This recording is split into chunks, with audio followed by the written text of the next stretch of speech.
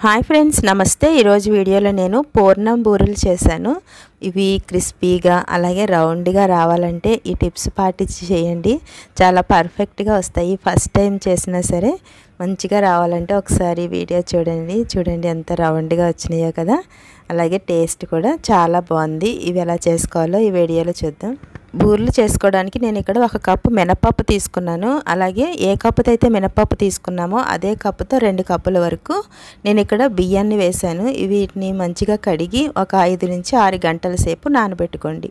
అలాగే ఇక్కడ నేను ఒక 1/2 కేజీ వరకు పచ్చెనగపప్పు ఉంటుంది కదా, దాన్ని ఇలాగా మంచిగా 2 సార్లు కడిగిన తర్వాత దీంట్లో కూడా వాటర్ వేసుకుని మంచిగా ఒక 3 నుంచి 4 గంటల సేపు నానబెట్టుకుంటే మంచిగా నానిపోతుంది. చూడండి, పప్పు చూడండి మంచిగా నానిపోయింది. ఇప్పుడు దీన్ని నేను ఇలాగా కుక్కర్లో వేసుకుని ఇలాగా 3 విజిల్స్ వస్తే సరిపోతుంది ఫ్రెండ్స్. ఇలా వేసుకున్న తర్వాత ఇప్పుడు దీంట్లో నేను ఇక్కడ 1 కప్పున్నర వరకు వాటర్ వేస్తున్నాను. ఎందుకంటే పప్పు బాగా నానిపోయింది కదా, అందుకని చెప్పి నేను తక్కువ వాటర్ యాడ్ చేసుకుంటున్నాను. ఇలా వేసుకున్న తర్వాత ఒకసారి ఇలా చూసుకోండి.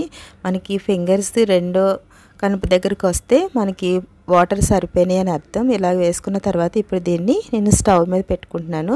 అలాగే అవి ఉడికేలోపు మనం ఇక్కడ మిక్సీ జార్లో బియ్యము అలాగే మినపప్పు వేసుకున్నాం కదా, దీన్ని ఇలాగా మిక్సీ పట్టుకోవాలి. కొంచెం కొంచెం వాటర్ వేసుకుంటూ, అంత పల్చగా కాకుండా చూడండి ఇలా ఉండాలి.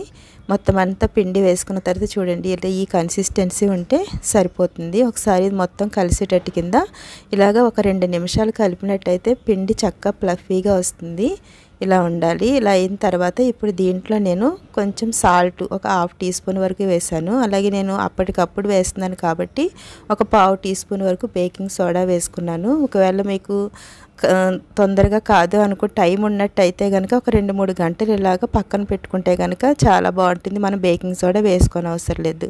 అలాగే పైన కలర్ కోసం అలాగే టేస్ట్ ఉండడానికి ఒక 2 స్పూన్ల వరకు బెల్లం వేసుకున్నాను. చూడండి పప్పు చక్కగా ఉడికిపోయింది. ఇప్పుడు దీన్ని ఇలాగా మనం పప్పు గుత్తితో అయినా ఇలాగా మ్యాష్ చేసుకుంటే మంచిగా ఇలా అయిపోతుంది. నేను ఇలాగా స్టవ్ వెలిగించే ఉంది ఇక్కడ చూడండి. ఇలాగ పెట్టుకున్న తర్వాత దీంట్లో వాటర్ అంతా అయిన తర్వాత ఇప్పుడు దీంట్లో నేను కొంచెం జీడిపప్పు వేసుకున్నాను. ఇది మా ఆప్షనల్ మాత్రమే. అలాగే ఒక 3 స్పూన్ల వరకు నెయ్యి వేసుకోండి. వేసుకుని ఇలాగ మంచిగా కలుపుకోవాలి. కలిపిన తర్వాత ఇక్కడ బెల్లం వచ్చేసి నేను ఏ కప్పుతో అయితే తీసుకున్నానో అదే కప్పుతో 1 కప్పున్నర వరకు తురిమిన బెల్లాన్ని వేసుకున్నాను.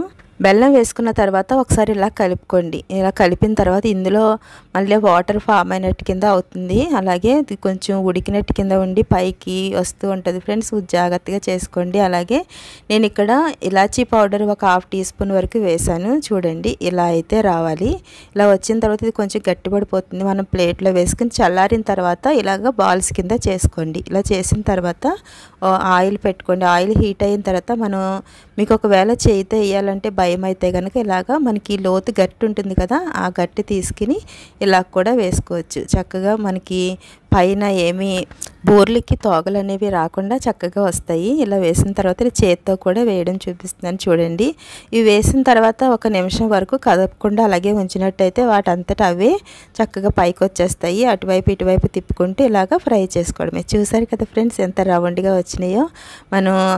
మనం చేసి ఫ్రిడ్జ్లో పెట్టుకున్న పూర్ణం ఎప్పుడైనా సరే ఇలాగ పూర్ల కింద వేసుకోవచ్చు. చూసారు కదా. అలాగే మీకు ఆయిల్లో బూరి చీదేసినట్టయితే చూడండి దీంతో ఇలాగా క్లీన్ చేసుకుంటూ వేసుకోండి. మీకు నా వీడియో నచ్చినట్లయితే లైక్ చేయండి, షేర్ చేయండి, సబ్స్క్రైబ్ చేసుకోండి. Thank you for watching.